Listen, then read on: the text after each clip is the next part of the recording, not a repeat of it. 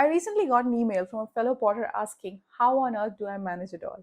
Between running a pottery studio, creating collections, selling online and offline, writing a weekly newsletter, filming YouTube videos, posting on Instagram, answering customer emails and DMs, creating online courses, and managing the business side of things, it can sound like I've somehow unlocked some kind of productivity hack. But here's the truth, there's no magic. I'm not superhuman. I do not do it all every single day. I just learned, often the hard way, how to focus, build system, work in seasons, and let go of the rest, while keeping my eyes on things that really move the needle for my business.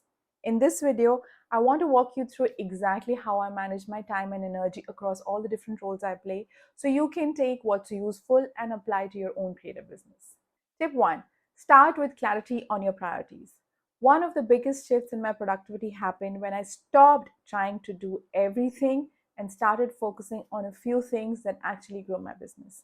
I use three guiding questions. Will this activity directly generate sales, build my brand, or grow my audience? Two, is this something that aligns with my long term goals? Three, can I realistically do it without burning out?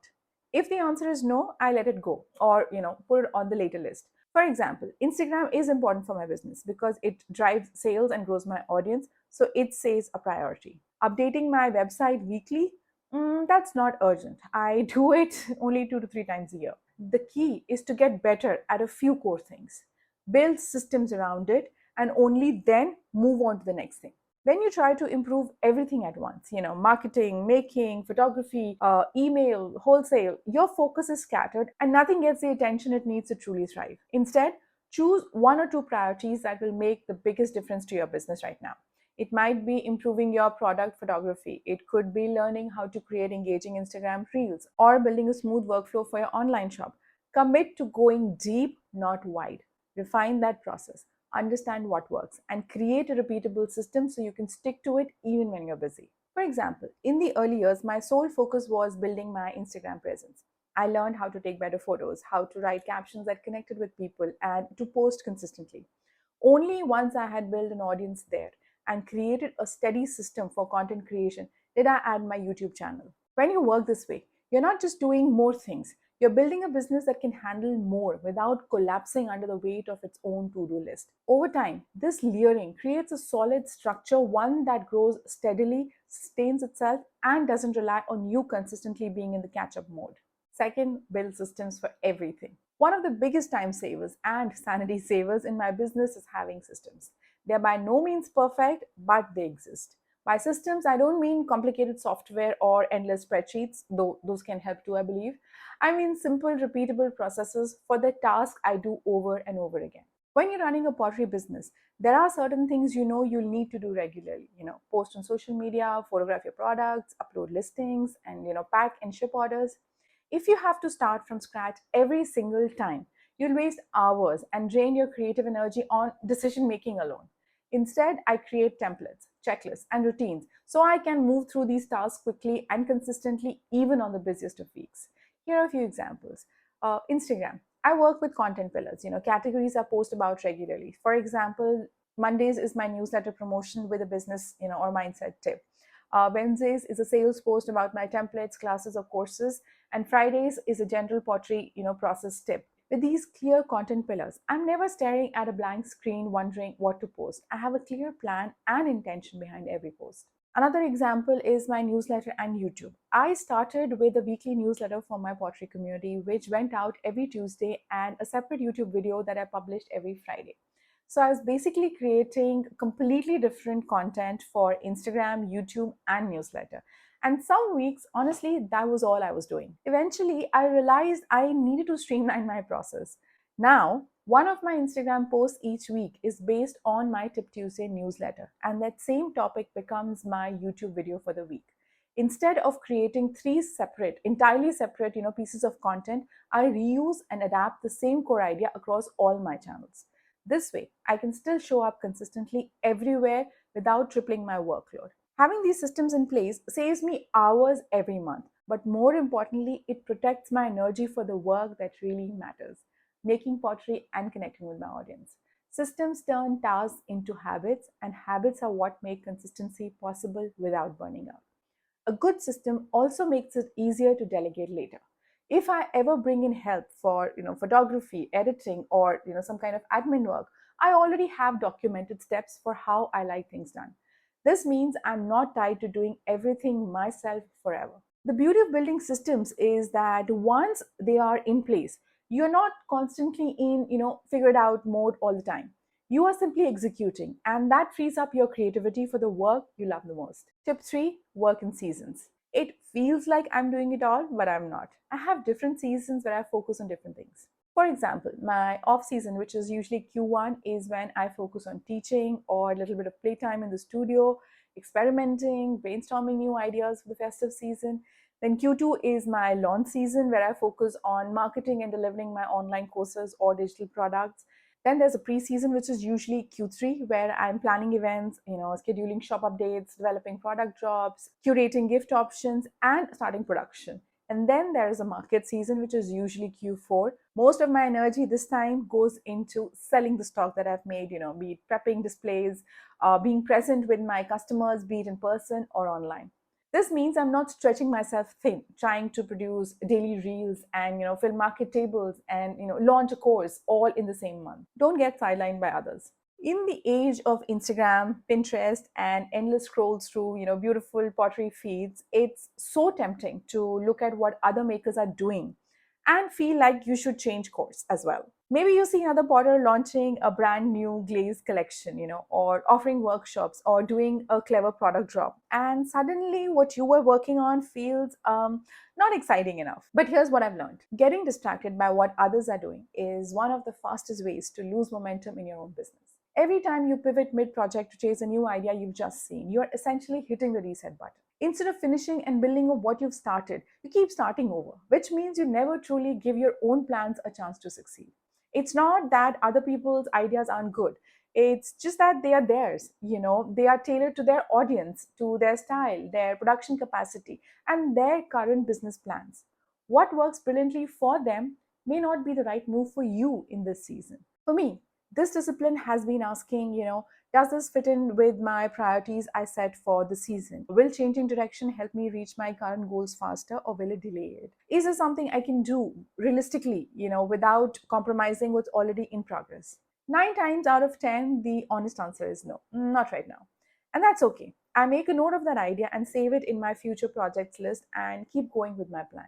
By staying committed to my path for this season and seeing it through before chasing something new, I've been able to finish collections, complete launches, and follow through on marketing strategies that might otherwise have been, abandoned halfway. And the fact is, the payoff is huge. You have finished work, consistent messaging, and a clearer sense of progress. Remember, success isn't about doing everything. It's about doing the right things in the right order at the right time for you. Be strategic with your studio time. When I'm in the studio, most days I don't just wander in and see what happens. I kind of know exactly what I'm there for and why it matters for my current business goals. This intentionality saves hours of time and prevents that frustrating feeling of being busy but not making real progress. The reality is, your studio hours are some of the most precious in your business. They are where your core product, the thing you actually sell, is created. So you want every minute to count toward moving you closer to your priorities for this season. If my focus is on my online shop, I resist the temptation to create an endless variety of items just for the sake of having more listings. I used to do that. Trust me, I've been there. Now I plan and produce a limited range of products that I can photograph, list, and restock efficiently. This doesn't just save time, it also creates a more cohesive, visually appealing shop that's easier for customers to navigate. Too many unrelated products can overwhelm anybody and make it harder for them to make a decision. I also think in terms of sets and complementary products because they naturally increase the value of each sale without adding a whole lot of extra production work. For example, pairing mugs with matching dessert plates so the customers can give them as a set, or offering an oil diffuser with a matching tea light holder in the same glaze combination. Not only does this approach make production more efficient since you're kind of working with the same clay bodies, glazes, and firing schedules, it also encourages customers to purchase multiple items at once. That means higher sales without needing to constantly make one-off pieces. Another important part of being strategic is aligning studio time with the season you're in. If I'm preparing for a festive market, I'll batch produce my bestsellers in holiday colors and shapes and things like that. If I'm in off season, I might use studio time to experiment and develop new designs for future launches. But I'm still clear on the purpose of that session. Content creation while I work. One of the biggest misconceptions people have about social media is that you need to set aside huge chunks of extra time just to create content.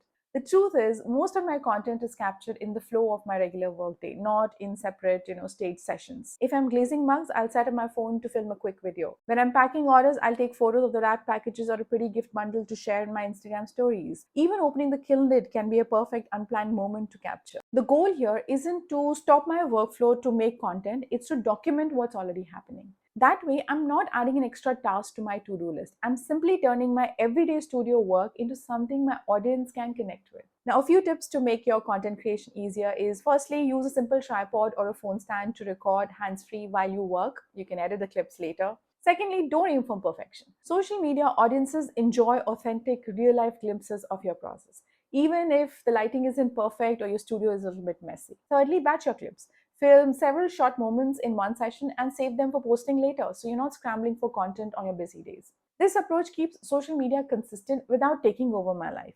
I'm able to post regularly because I'm not relying on the rare, perfectly planned content days. Instead, I'm sharing genuine snapshots of my creative process, which in turn builds the trust, interest, and a deeper connection with my audience. Be okay with good enough. Perfection is one of the sneakiest traps in a creative business. It can disguise itself as high standards or attention to detail, but what it often does is slow you down, hold you back, and keep you from sharing your work with the world. Not every reel has to be perfectly edited. Sometimes a quick, slightly wobbly phone video of you pulling a mug from the kiln will get more engagement than a heavily produced one with transitions and music. Not every newsletter has to be a deep, beautifully written essay. Your audience will be just as happy to have a short, friendly update about what's new in the studio, paired with a photo or two. Not every product shot has to be award winning. A clear, well lit shot, even if it's not styled like a magazine spread, can still sell a piece of work if the work itself is strong.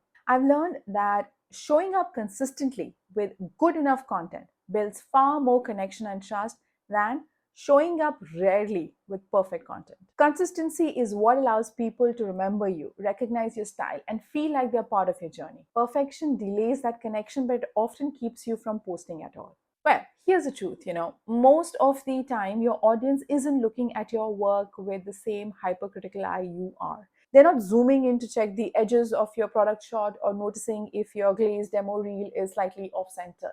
They're simply happy to see what you're making, to hear from you, or to be inspired by your process.